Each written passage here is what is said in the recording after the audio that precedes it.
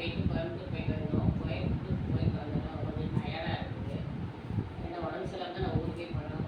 அதனால அதை அப்படியே மேனேஜ் பண்ணிட்டு நான் வந்துட்டேன். சரி வந்ததே பார்த்தா ரொம்ப டயர்டாக இருக்கும். சரின்னு சொல்லிட்டு அவர் போய் எம்டி பிரியாணி வாங்கிட்டு வர சொன்னேன்.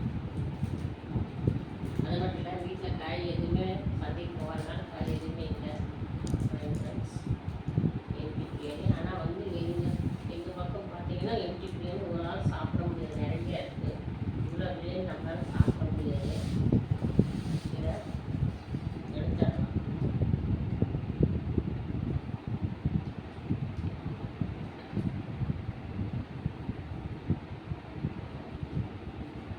தம்பி போதும்.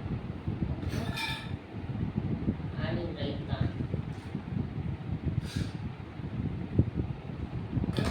வீட்டில் கொஞ்சம் முட்டையை வறுத்துருக்க நான் செய்யல, அவங்க தான் வறுத்துருக்காரு. ஓகே ஃப்ரெண்ட்ஸ், பாருங்க நான் இன்னைக்கு வீட்டில் சமைக்கலை. எம்டி பிரியாணி, ஆனியன் ரைஸ் தான், முட்டை பொடி பஸ். ஓகே ஃப்ரெண்ட்ஸ், வாங்க ஃப்ரெண்ட்ஸ் சாப்பிட்லாம். பிடிச்சிருந்தா லைக் பண்ணி